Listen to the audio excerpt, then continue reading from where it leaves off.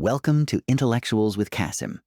In this video, I'm going to explain the book summary of the latest novel, Yesteryear by Caro Burke. This novel offers a thought-provoking perspective that is highly relevant to our contemporary world. So, make sure you watch the entire video to understand its key ideas and messages. If you find this video helpful, don't forget to subscribe to the channel, like the video, and share it with others. So, without further ado, let's begin. Imagine waking up in your own bed, in your own house, on your own farm, except your husband's eyes are wrong, your children aren't your children, and someone has been carving your family's names into the doorframe like a homestead from 1850. That's the premise of Yesteryear, the debut novel from Caro Burke.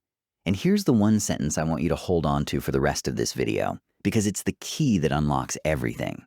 This is a book about a woman who spent so many years performing a fantasy for an audience that the fantasy eventually ate her real life whole. Everything else, the eerie pioneer household, the dual timelines, the mystery of what's actually happening to our narrator, is in service of that one idea.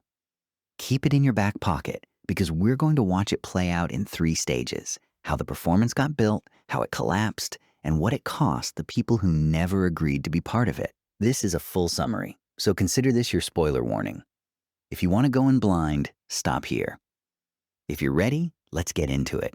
Part 1, Natalie Heller Mills. When we first meet her, she is, by her own description, perfect. She's a devout Christian, a mother of 6, soon to be 7, and the co-founder, with her husband Caleb, of a wildly popular homesteading account called Yesteryear Ranch.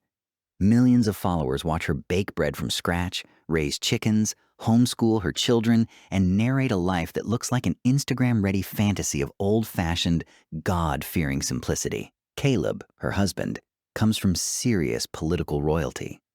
His father, Doug Mills, is a longtime senator gearing up for his 3rd run at the presidency. Caleb himself is soft, a little lost, the youngest of 5 brothers, someone Natalie essentially built into the man he's become.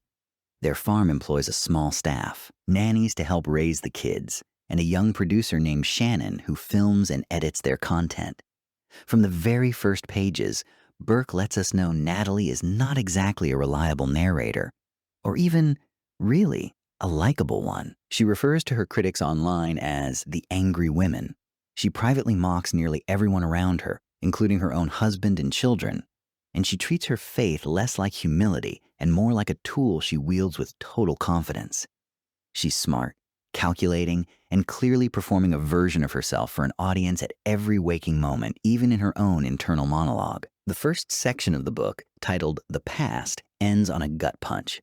Shannon quietly resigns by email, apologizing for messing up the content calendar and revealing, almost in passing, that something happened between her and Caleb over the summer, something she can no longer live with. In the very same scene, Caleb's father calls to say it's finally time for Caleb to run for office. Natalie realizes, with a kind of cold clarity, that a scandal is coming, and instead of falling apart, she starts calculating how to survive it. That's where part 1 ends, and then the ground shifts completely. Part 2 of the novel, Waking Up in the Past. Part 2, titled The Present, opens with Natalie waking up freezing cold, in the dark, unable to find her phone, her nightstand, or her husband. When she finally makes her way to the kitchen, she finds a fire crackling in a fireplace that shouldn't work, and 4 children who look almost, but not quite like her own kids, dressed like 19th century pioneers. Carved into the doorframe are names and years, like a family height chart going back decades. Maeve, Noah, Abel, and one entry that stops her cold. Mama, 1855. A man appears who looks like Caleb, but colder, harder, with dead eyes. He calls himself her husband. When Natalie tries to run, he tackles her, and when she spits in his face, he slaps her so hard the world goes black. From here, the novel splits into 2 braided timelines that alternate, chapter by chapter, for most of the book. The odd-numbered thread follows present-day Natalie, trapped on this strange, primitive version of her farm, surrounded by children who call her Mama but aren't the children she remembers. A teenage girl named Mary who runs the household with brutal efficiency, a younger girl named Maeve, and 2 boys. The even-numbered thread rewinds through Natalie's actual past, Her strict religious upbringing, her lonely first year at Harvard, meeting Caleb at a campus prayer group, their whirlwind courtship, and the slow, deliberate construction of the Yesteryear Ranch brand. A woman transforming herself, one photo at a time, into a symbol millions of strangers wanted to believe in. For a long stretch of the book, the horror is genuinely ambiguous. Is Natalie trapped in the past? Has she been kidnapped by some deranged fan obsessed with her brand? Is this some kind of fever dream? Burke plays this incredibly straight. The past household has its own rules, its own cruelty, its own eerie routines. Old Caleb is domineering and violent in small, chilling ways. Mary, the oldest girl, is controlled and short-tempered, clearly exhausted by the burden of running a household of younger children. And there's a running detail that becomes more and more unsettling. Natalie is regularly given a tonic that leaves her calm, foggy, and strangely at peace, even euphoric despite the horror of her situation. She attempts to escape more than once. The first time, she's caught in an iron leg trap in the woods, badly injuring her ankle, and Mary stitches the wound herself with a needle and heavy thread. Later, a car finally does appear on the property driven by a woman who looks exactly like Natalie, just older, with shorter hair. Part 3 of the novel, the pieces start to fit. Interwoven with all of this, the backstory chapters slowly fill in the gap between flawless influencer and woman trapped in her own delusion.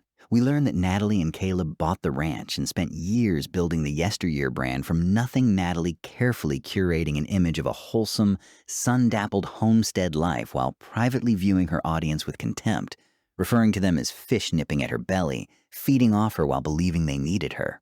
We also learn more about Shannon, the young producer who eventually accuses Caleb of assault, and about the political machine behind Caleb's father, which moves to quietly bury the accusation, pay off lawsuits, pressure local law enforcement to drop a growing criminal case, and issue legal threats to anyone who speaks publicly about the family. Rather than facing consequences, Natalie and Caleb double down. They begin selling off modern conveniences, first the car, then the electricity, then anything connecting them to the outside world, reframing the whole thing to their children as the olden days, a fun game, a bonding exercise, a way to live out their values while they figure out a plan. Except the plan never comes. What starts as an act pioneer cosplay essentially gradually calcifies into their entire reality. Over the following decade, the family's older children, led by the eldest daughter Clementine, escape into the woods and are never brought back. Natalie and Caleb, isolated and increasingly untethered from reality, have more children including Mary and Maeve and raise them entirely inside the fiction, with no knowledge of cars, electricity, modern medicine, or the world beyond the tree line. The tonic Natalie's been given throughout the present-day chapters turns out to be crushed prescription medication, sourced covertly and rationed by 2 of her now-grown sons, Samuel and Stetson, who live nearby and secretly supply the family with food and supplies, something Natalie herself never consciously registered, because, as she puts it, she'd trained herself for years never to ask her husband questions he didn't want to answer. In other words, there was no time travel, no kidnapping, no supernatural force. Natalie built a cult of exactly one household, collapsed under the weight of her own myth-making, and has spent years drifting in and out of a self-constructed delusion. Sometimes lucid enough to recognize the horror of what she's done, sometimes fully convinced she is living, quite literally, in the 19th century. Part 4.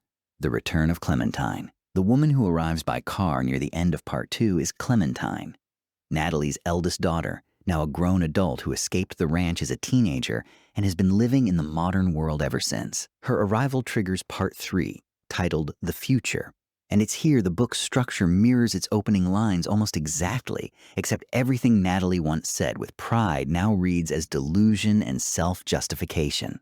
Clementine is furious, grieving, and devastatingly calm all at once.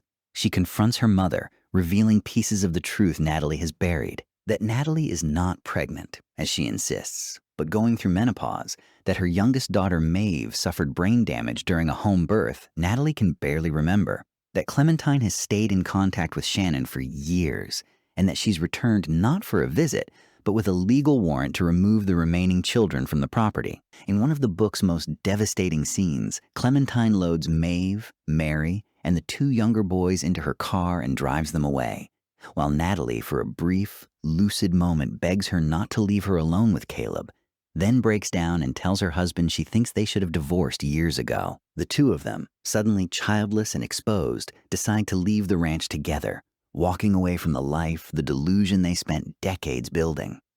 Part 5. The epilogue, 5 years later. The novel's epilogue jumps 5 years into the future. Natalie, now incarcerated and serving a lengthy sentence for multiple counts of child abuse, is brought in restraints to a television studio for a heavily staged interview with her old college roommate, Rena, now a local news anchor. Natalie is disoriented, still slipping in and out of reality, insisting the set isn't her real kitchen, even as producers assure her it's been recreated to look exactly like it. The interview reveals the final gut punch: Natalie's daughter, Mary. The girl raised entirely inside the fabricated pioneer world has written a memoir about her childhood and escape, and it's about to become a bestseller. Natalie is handed an early copy and asked to read the prologue on camera. The book's closing pages shift into Mary's own voice for the first time in the novel. She describes her escape from the ranch as a teenager, her adjustment to modern life with her siblings in Santa Monica, her slow process of learning to read and write, and a direct, aching message to the mother she still loves despite everything.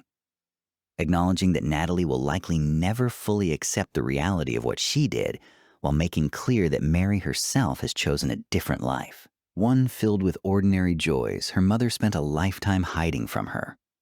The novel's very last image mirrors its first. Instead of a woman waking up in a fabricated past, it's a teenage girl in a car, hurtling down a real highway for the first time, terrified and thrilled by a modern world she was taught to fear her whole life.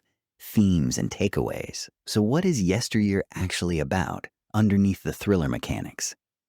At its core, this is a book about performance the way Natalie spends her entire adult life curating a persona for an audience, until the line between the persona and reality completely dissolves. It's a sharp, uncomfortable critique of tradwife and homesteading influencer culture, suggesting that an aesthetic built on nostalgia for a mythical, simpler past can curdle into genuine harm when it's used to justify control, isolation, and abuse. It's also, unmistakably, a novel about motherhood and inherited trauma, how the lies mothers tell their daughters get passed down, reshaped, and repeated, and how escape from a toxic family narrative is possible, but never painless or complete.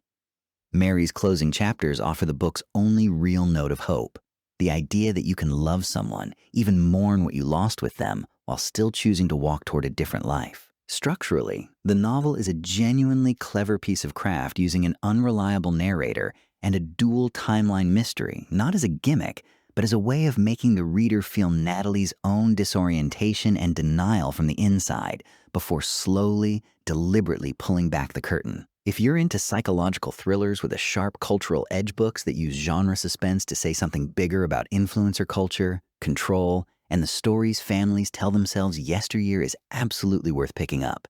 It's unsettling, propulsive, and honestly pretty hard to shake once you've finished it. That's the full breakdown of Yesteryear by Caro Burke. If you enjoyed this summary, let me know in the comments what you'd like covered next, and don't forget to like and subscribe for more deep dive book breakdowns.